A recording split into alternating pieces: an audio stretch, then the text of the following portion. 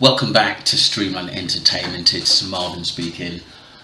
Just a quick one today because I've had quite a busy day of my own investigation work, and I was just a little bit about Luggy supposedly threatening YouTubers and digging them out and stuff. I just think it just raises suspicion. And I was listening to a YouTuber a bit earlier on, and he just said the connection between, if there is a connection, shall I say, between Lucky Chris and they know Abe, that tells us a lot because there has been information that they were in clubs together, and the footage wasn't great. Chris was apparently in a club where Abe goes, but like I said, it's, we can't say it is true because the footage of apparently someone saying that was Chris, it wasn't great. To be honest with you, they might know each other, but we don't know how much. So I'm just putting it out there. I do think they know each other. How close they are, I haven't got a clue, but I really do think that the information which is out there, and besides the threats, I do think that YouTubers and investigators are pretty close about the information. And it's not just that. I think that we've uncovered a lot more about sometimes what goes on in Massacre. Yeah, I do think sometimes we have to come down to earth a bit, and there's so much information that has clouded sometimes our minds where we're looking in different directions for answers. I think that one of the main problems is now there's so much information out there. We want to see these people arrested. Abe, Rocky, Lucy, Brad, Brandon, and whoever was involved in Jago and Missing. I think it's gone that far now that people want to see some action, or them at least questioned. But it's up to the family what they do to do next. At the end of the day, we've just got to support them and wait for information to come out. And like I said, I'm sure they'll give us a few clues in which direction it's going to go in, to be honest with you. But I really do think, myself personally, I do really think we're more than 80% now in actually knowing the truth. But I think is the connections which people don't want you to know that they're connected.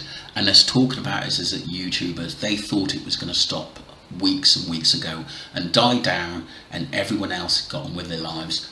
And we still know that the Slater case, him passing away and going missing, was foul play, definitely.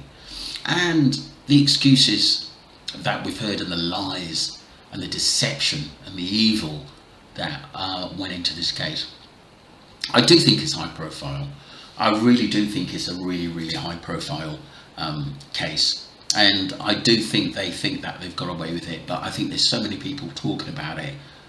They're on tenterhooks just in case they're actually pulled in for having something to do with a murder, which obviously if convicted they could do a lot of time, or being an alibi, or someone who's not telling the truth, liars.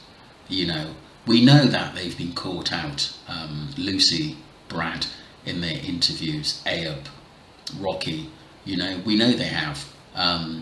We are very suspicious of Lucky and Chris, but we have to have more facts to confirm that they're connected to people involved into this case as well.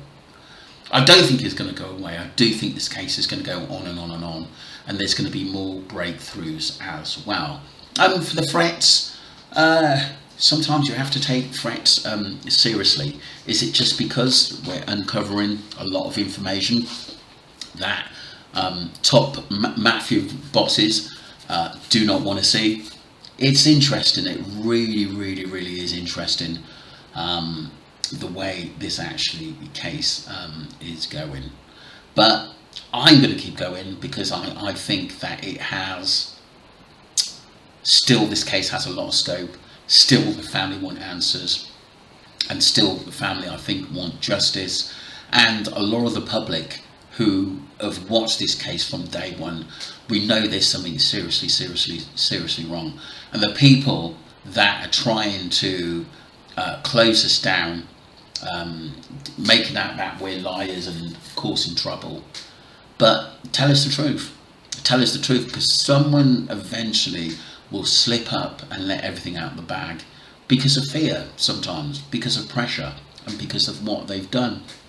I do think that Lucy and Brad have been told that basically to keep quiet and threatened to keep quiet. I do actually believe that.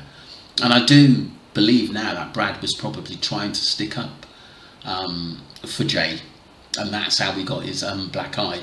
And maybe Brad said he's going to go to the police, but they threatened him not to, and that was one of the reasons why he may have taken a kick in. But like I said, we have to remind ourselves, you know, how dangerous Tenerife is, how dangerous in Tenerife, and how far they're willing to go, and how the sort of competition between the Albanians, Italians, and all the other mafia groups out there.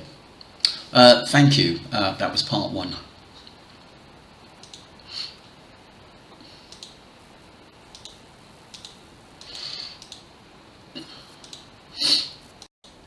This is interesting, people, of a guy who, like I said, knows a lot about the island and actually lives there. It's very, very interesting into what he has to say. He has done other interviews, and he's been the only one who's actually come out and actually said something credible that people should be careful. This is why this case, the Jay Slater case, isn't done. Have a listen. Stories of living there, Tenerife, and there's no one there, I don't know who I'm talking to, and what you've seen. I am about to tell you a story, okay? And it's probably one of the only stories I can tell, purely because, and people are going to mock me for this, alright, but I do actually value my life. There is a lot that goes on that island, and the average person who works in a bar or a hotel and things like that, they hear the stories, but they're shielded from it. Tourists, incidentally, and I do want to say this, Tenerife's a safe place if you're a tourist. If you're going out there as a tourist, you haven't really got that many problems. But there are some industries out there that generate an incredible amount of money.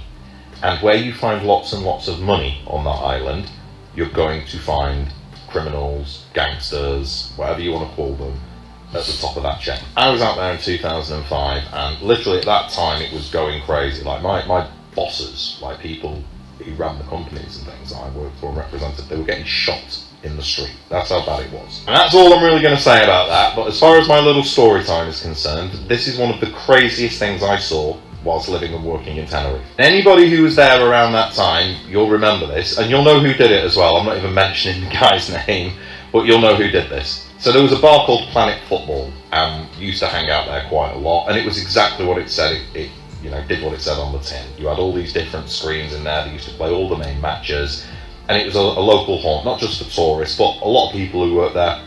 We all used to go there at the weekend and things like that, go and watch a match. Anyway, one day there was this guy who worked for one of the holiday companies out there, and I'm not talking about like Lum Poly and First Choice and things like that, one of the other holiday clubs out there. And he'd been asked to leave Planet Football. He'd got himself a little bit drunk, he was being a little bit rowdy. He was usually a rowdy guy at the best of times, but on this day he was being particularly rowdy.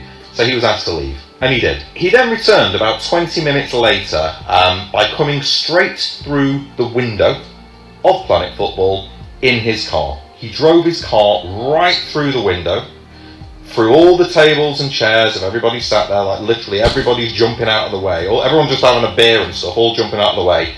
And the only thing that stopped his car was the bar. He literally drove his car right through the bar and hit into the bar. He then decided to get out of his car, give it legs, and he disappeared off the island as soon as he could. I think he went to either Gran Canaria or Lanzarote, but there was a huge manhunt for him after that. And although that is a pretty crazy and mad story, there There are other things that I've seen, personally witnessed, that are far crazier than that. But that's a story I'm comfortable telling you all with my face attached to it. Who else remembers that? Drop a comment if you remember when that person drove his car straight through Planet Football. How nobody died that day is beyond me. But that was it, just a normal day. We all just went to another bar. So this guy has put some wonderful videos out there, and he's lived out there and has a lot of experiences of what goes on in Tenerife. And you could see how fearful he is to say things, and he seems very, very clued up. So you can imagine Brad and Lucy, even though I think they know what happened to Jay and they may have assisted it, they're just too scared to talk because, like I said, they could go missing as well. And I'm just putting it out there that it's, you know, as much as people love going there, I know holiday makers, but I think if you get involved, like I said, in the rugs game and dangerous people, I think dangerous things are going to happen.